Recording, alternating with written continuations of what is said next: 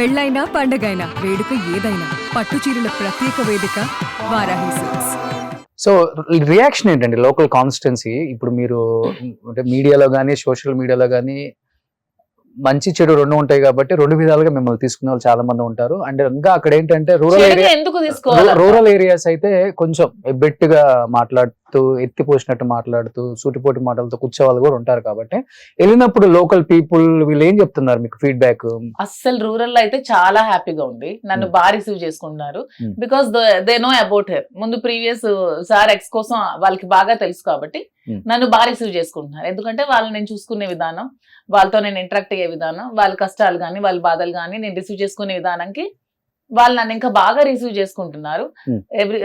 చాలా హ్యాపీగా ఫీల్ అవుతున్నారు మా ఇంటి దగ్గరికి వచ్చినప్పుడు. అమ్మ నువ్వు బాగా చూసుకుంటావు మమ్మల్ని, మాకు చాలా సంతోషంగా ఉంది. శ్రీనివాస్ గారి బాధల నుంచి ఈ విముక్తి మళ్ళీ ఇంకొక రెండో పెళ్లి చేసుకుని హ్యాపీగా ఉండడం మాకు అందరికీ ఆనందంగా ఉంది అని దే ఆర్ వెరీ హ్యాపీ. మా ప్రజలు అయితే చాలా హ్యాపీగా ఉన్నారు. కొంతమంది నెగటివ్ ట్రోల్స్ కూడా ఓన్లీ అది పొలిటికల్ గానే చేస్తున్నారు. దాన్ని కూడా నేనేం తీసుకోవట్లేదు. ఎందుకంటే ఎవరి లైఫ్ లో వాళ్ళకి ప్రాబ్లమ్స్ ఉంటాయి. ఆ ప్రాబ్లమ్స్ నుంచి వచ్చి మేము కలిసి పెళ్లి చేసుకుంటే దాన్ని తప్పు పట్టడానికి ఏముంది? సో కప్పిపుచ్చి చేసుకుంటారు, మీరు ఓపెన్ గా చేసుకున్నాం. కప్పిపుచ్చడానికి ఇంకేముంది? నాకు అక్కడ నుంచి డిస్టర్బెన్సెస్ ఉన్నాయి, తిరిగి డిస్టర్బెన్స్. ఇద్దరు సెపరేట్ ఇద్దరు కలిసి పెళ్లి చేసుకున్నాం, దాంట్లో తప్పే ఉంది. ఓకే, మీకు కొంచెం ఈ సెలబ్రిటీ పిచ్ ఉంది కదండి మీకు? సెలబ్రిటీ నేను అవ్వాలి, ఏదో చెయ్యాలి, అందరికి కనిపించాలి, గుర్తించాలి. లేదు కానీ నాకు ప్రజలతో ఉండడం, పీపుల్ తో ఉండడం, పబ్లిక్ తో ఉండడం ముందు నుంచి ఇష్టం.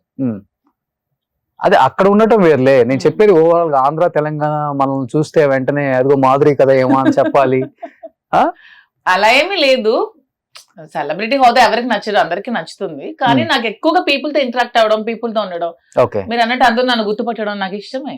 ఎవరికి ఇష్టం ఉండదు? మీకు ఇష్టం ఉండదు? ఇప్పుడు రోషన్ గారు అంటే 2 స్టేట్లు అందరికీ తెలుసు. మీకు ఇష్టమే కదా సెలబ్రిటీ గుర్తింపు? ఈ గుర్తింపు వేరు కదా, ఇది అసలు మామూలు గుర్తింపు.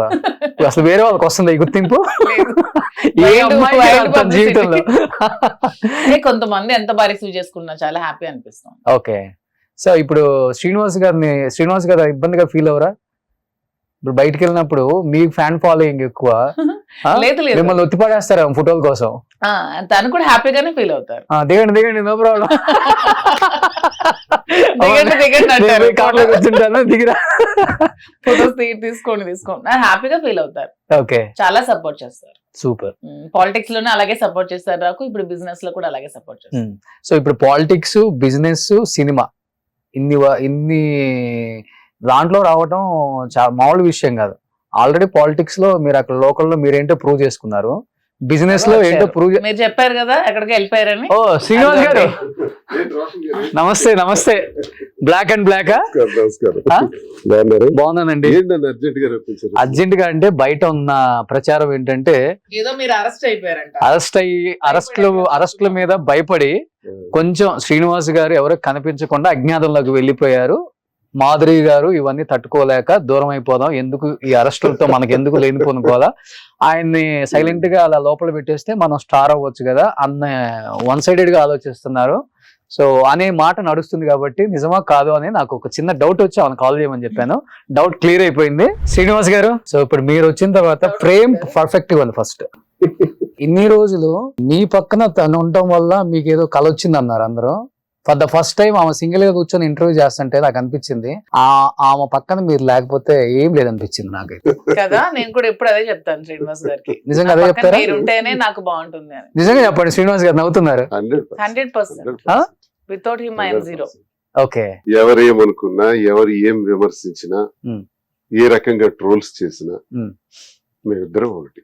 ఓకే, అనుకోవడానికి ఏముంది. 1 year నుంచి నడిచి ముందుకెళ్ళి ఈ జంట మీడియాలో, సోషల్ మీడియాలో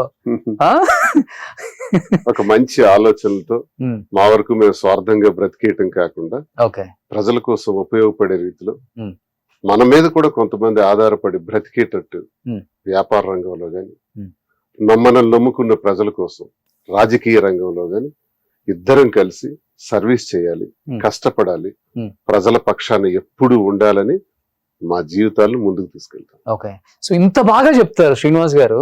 బట్ ఒకప్పుడు దువ్వాడ శ్రీనివాస్ అంటే ఫైర్ అనేవాళ్ళు. అలాంటిది ఈ రోజు మాధురి జడలో ఫ్లవర్ అంటున్నారు. దానికి ఏం చెప్తారు? ఇప్పుడు డబల్ ఫైర్. ఎప్పుడు నా ఫైర్ ఆగింది? అసలు ఎప్పుడు ఆగింది? అది నాకు ఇప్పుడు బ్లడ్ లో ఉన్నదే.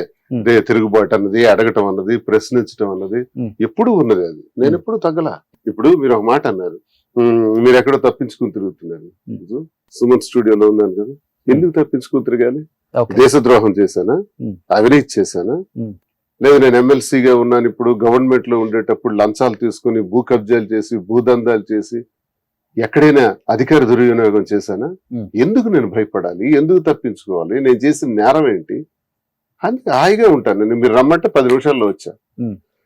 మీరేదో అనుమానంగా కూడా ఒక మాట అన్నారు, మీరేదో తప్పించుకుంటున్నారు, ఎక్కడో ఉన్నారు అని. సో ఇంక ఇది క్లారిటీగా మీకు ఉండాలంటే నేను రావాలనిపించింది, వచ్చాను. ఓకే. సో ఇప్పుడు హైదరాబాద్ లోనే సింగిల్ గానే తిరుగుతున్నారు, పెద్ద బందోబస్తు అంతా ఏం లేదు. గన్మెన్ కూడా గన్మెన్ కూడా అక్కడ ఆ స్టేట్ లోనే ఇస్తారంట, స్టేట్ ఇవ్వరంట. ఓకే. అందరికి అదర్ స్టేట్ వెళ్ళినా ఇస్తున్నారు, నా వరకు మాత్రం తీసేస్తున్నారు. నేటికి 15 రోజుల నుంచి నాకు గన్మెన్ లేదు. అసలు ఉందా మీకు? ఉంది కదా, 100% ఉంది కదా. రోజుకు వచ్చే ట్రోల్స్ మీరే చూస్తారు. మీ పక్కన ఉన్న వాళ్ళ లేకపోతే? లేదు, మాకు యాక్చువల్ గా రోజు కాల్స్ కూడా వస్తున్నాయండి, థ్రెటనింగ్ కాల్స్. మిమ్మల్ని చంపేస్తాం, నరికేస్తాం, చంపేస్తాం, జనసేన వాళ్ళంట, వాళ్ళే ఎక్కువ. ఎందుకంటే నేను కంప్లైంట్ కూడా ఇచ్చాను. అన్నోన్ నెంబర్స్ ఎత్తుతారు మీ ఇద్దరు? అన్నోన్ నెంబర్స్ అంటే మరి మా ప్రజలు కార్యకర్తలు కష్టాలు ఉండి ఫోన్ చేశారని ఎవరు ఎందుకు చేస్తున్నారో మాకు తెలియదు కదా. చేసేటప్పుడు ఎత్తేటప్పుడు ఇదే మాట్లాడతారు, అరే నేను చంపేస్తాంరా, నరికేస్తాంరా, దమ్ముంటే రోడ్డు మీదకి రారా, ఇవన్నీ ఒకసారి లైన్అప్ చేసి మొత్తం అంతా పోలీస్ స్టేషన్ లో కంప్లైంట్ కూడా ఇచ్చాను.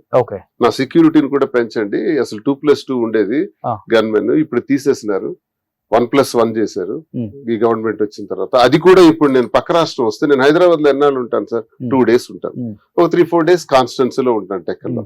బిజినెస్ పర్పస్ వచ్చినా ఇక్కడ నేను ఉండేది 2-3 days. ఈ 2-3 days ఉండటం నేరమా? గవర్నమెంట్ తీసేయటం ఏంటి?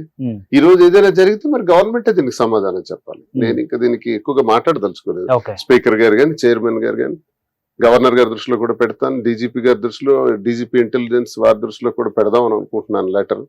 నాకు ఇలాగా రక్షణ లేదు, చాలా ఇబ్బంది పెడుతున్నారు, చాలా టార్చర్ ఉంది, చాలా థ్రెటనింగ్ కాల్స్ వస్తున్నాయి, ఏదైనా జరగచ్చు.